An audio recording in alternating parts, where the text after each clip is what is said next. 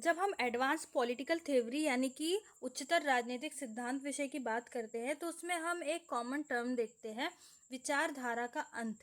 तो विचारधारा का अंत मतलब है क्या? किस विचारधारा की बात कर रहे हैं? किस चीज़ के अंत की बात कर रहे हैं? कौन सी चीज़ें जो शुरू हुई और ख़त्म हो गई? तो ये सब माइंड में कन्फ्यूज़न चलते रहता है स्टूडेंट्स के। और कई बार क्या होता है, टीचर्स बताते नहीं है या हम पूछते ही नहीं हैं उनसे। हमें कोई मतलब ही नहीं रहता है कॉलेज आने जाने से। ठीक है, तो आज की छोटी सी वीडियो अगर आप देख लेते हैं तो आपको समझ में आ जाएगा कि विचारधारा का अंत का कॉन्सेप्ट है क्या और ये कहाँ से ली गई है, क्या है ये, इसके पीछे का क्या मकसद है। ठीक है, तो चलिए शुरू करते हैं। ये कहाँ से आया? ये आया फ्रांसिस फुकुयामा की पुस्तक the end of history and the last man. ये आप याद कर लीजिए, फ्रांसिस फुकुयामा की पुस्तक थी जिसका नाम था the end of history and the last man.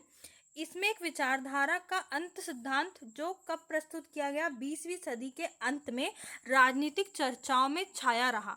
उन्होंने तर्क दिया कि उदार लोकतंत्र इतिहास के अंतिम रूप को दर्शाता है और अन्य सभी वैकल्पिक व्यवस्थाएं विफल हो गई है।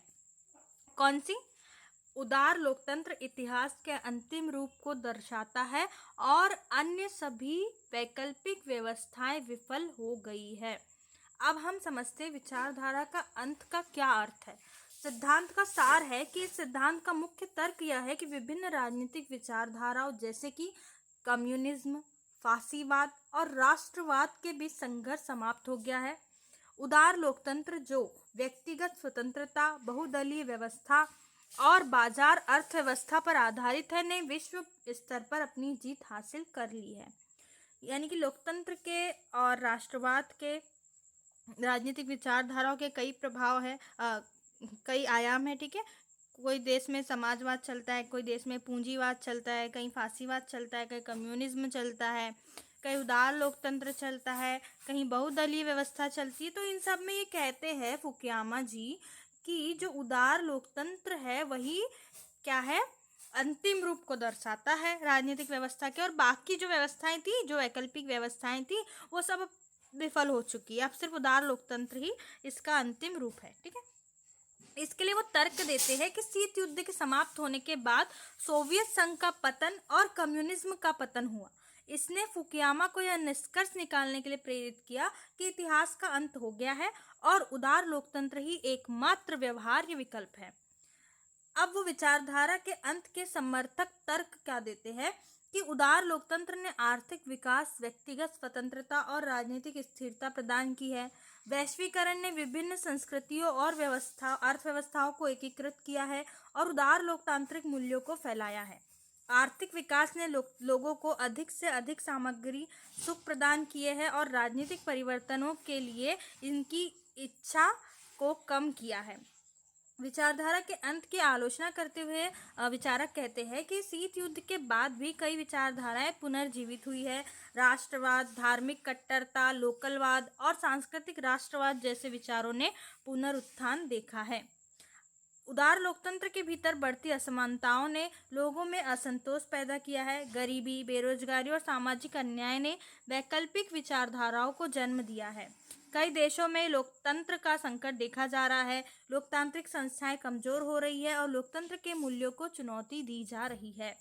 फुकुयामा के सिद्धांत ने विभिन्न सांस्कृतिक और सामाजिक संदर्भों को अनदेखा किया है। सभी समाजों के लिए एक ही राजनीतिक व्यवस्था उपयुक्त नहीं हो सकती है। सही बात है ना, हर देश में, हर समाज में अलग अलग उनकी संस्कृति होती है, अलग अलग इतिहास होता है, तो हर तरफ एक जैसी व्यवस्थाएं कैसे प्रासंगिक हो सकती है। अब हम देखते हैं राजनीतिक सिद्धांत पर विचारधारा के अंत का क्या प्रभाव पड़ा है। इस सिद्धांत ने राजनीतिक सिद्धांत को संकट में डाल दिया। यदि सभी प्रमुख राजनीतिक प्रश्न हल हो गए हैं तो राजनीतिक सिद्धांतकारों के लिए क्या अध्ययन करना बाकी रह जाता है। वैश्वीकरण, जलवायु परिवर्तन, असमानता और पहचान राजनीति जैसे नए मुद्दों ने राजनीतिक सिद्धांत को नए सिरे से परिभाषित करने की चुनौती दी है। विचारधारा के अंत के सिद्धांत ने राजनीतिक सिद्धांत को पुनर्जीवित करने में भी मदद की है। इसने राजनीतिक सिद्धांतकारों को नए मुद्दे पर काम करने और नए सिद्धांत विकसित करने के लिए प्रेरित किया है। अंत में हम कह सकते हैं कि विचारधारा का अंत सिद्धांत एक विवादास्पद और बहस का विषय बना हुआ है। हालांकि इसने राजनीतिक सिद्धांत पर एक गहरा प्रभाव डाला है। इसने हमें राजनीतिक सिद्धांत के बारे में नए सिरे से सोचने पर मजबूर किया है और हमें यह समझने में मदद की है कि हम किस तरह के भविष्य की ओर बढ़ रहे हैं। चलिए अब मैं आपको शॉर्ट में थोड़ा सा बता देती हूँ जो मैं अभी तक समझ पाई हूँ इसमें। देखिए, 1 मिनट में छोटा सा स्लाइड, ठीक है। ये जो विचारधारा का अंत, फ्रांसिस फुकुयामा का जो तर्क है वो कहते हैं कि जब पहले हम देखते हैं सोवियत संघ, ठीक है। सोवियत संघ की हम बात करते हैं, यूएसएसआर वर्सेस अमेरिका का चल रहा था। क्या चल रहा था? विचारधारा का युद्ध चल रहा था, ठीक है। कुछ देश थे जो अमेरिका का सपोर्ट कर रहे थे और कुछ देश थे जो यूएसएसआर के सपोर्ट में थे। तो यूएसएसआर जो था वो समाजवादी था, ठीक है, और अमेरिका जो था वो पूंजीवाद का सपोर्टर था, ठीक है। तो यूएसएसआर जो था उसकी जो विचारधाराएं थी वो अमेरिका के विचारों से बिल्कुल अलग थी। अब विचारधाराओं का ऐसा प्रभाव पड़ा कि यहाँ के जो मेन प्रेसिडेंट होते हैं और यहाँ के जो मेन होते हैं, ठीक है, ये दोनों आपस में लड़ते रहते थे। तो ये लड़ते कैसे थे? खुद नहीं लड़ते थे, खुद ये कभी युद्ध नहीं करते थे। ये क्या करते थे, इनके सपोर्ट में अगर 4 देश है और इनके सपोर्ट में अगर 4 देश है तो इसमें जो 3-4 देश है तो इनको इनसे लड़ा देते थे, ये इनसे इनको लड़ा देते थे, इनसे इनको लड़ा, ठीक है। लेकिन जैसे ही यूएसएसआर टूटा, यूएसएसआर का विभाजन हो गया, उसके बाद से फुकुयामा का कहना पड़ा कि अब विचारधाराओं के बीच में मतभेद नहीं बचा है, विचारधाराओं का अंत होता चला जा रहा है, क्योंकि अब लोग क्या कर रहे हैं, उदार लोकतंत्र की ओर जा रहे हैं। ये देश क्या हो रहे हैं, लोकतंत्र को अपना रहे हैं, उदार लोकतंत्र को अपना रहे हैं। लेकिन जब हम विचारधारा के अंत का गहन विश्लेषण करते हैं तो हम पाते हैं कि विचारधाराओं का अंत, चलिए ठीक है, कहीं कहीं हुआ है, लगभग हम कह सकते हैं कि फासीवाद, नाजीवाद का कहीं कहीं अंत हुआ है, लेकिन अभी भी हर देश में उदार लोकतंत्र नहीं चल रहा है। हमारे विश्व में बहुत सारे देश हैं और हर देश की संस्कृति, हर देश का इतिहास अलग है और वहाँ पे अलग प्रकार की राजनीतिक व्यवस्था चलती है। तो हम अब जब राजनीतिक सिद्धांत तो खत्म नहीं हो गया, अब राजनीतिक सिद्धांत वाले क्या पढ़ेंगे जब ये विचारधारा ही नहीं बची, विचारधाराओं के बारे में पढ़ते थे वो सब नहीं बचा। तो जो राजनीतिक सिद्धांतकार है वो क्या पढ़ रहे हैं, वो क्या पढ़ रहे हैं, जैसे कि यहाँ पे लिखा हुआ है ना, नए मुद्दों पर काम करने के लिए प्रेरित कर रहे हैं। नए मुद्दे में हम क्या पढ़ रहे हैं, हम पढ़ रहे हैं पहचान की राजनीति, ठीक, पहचान की राजनीति जैसे नए मुद्दे, एक सेकेंड, पहचान की राजनीति जैसे नए मुद्दे, जलवायु परिवर्तन पर विश्व बात कर रहा है, वैश्वीकरण पे बात कर रहा है, असमानताएं जो बढ़ रही है उस पर बात कर रहे हैं, और ऐसे बहुत सारे मुद्दे हैं जो राजनीति सिद्धांतकार आज भी पढ़ रहे हैं। राजनीति सिद्धांत विषय लेने वाले बच्चों के लिए है और ये बहुत प्रासंगिक है हमारे डे टू डे लाइफ में, क्योंकि राजनीति हमारे दिन से लेके हमारे सोते तक, हमारे जागने तक, हमारे जीवन के जन्म से लेके मृत्यु तक प्रासंगिक है। कहीं हर क्षेत्र में राजनीति है।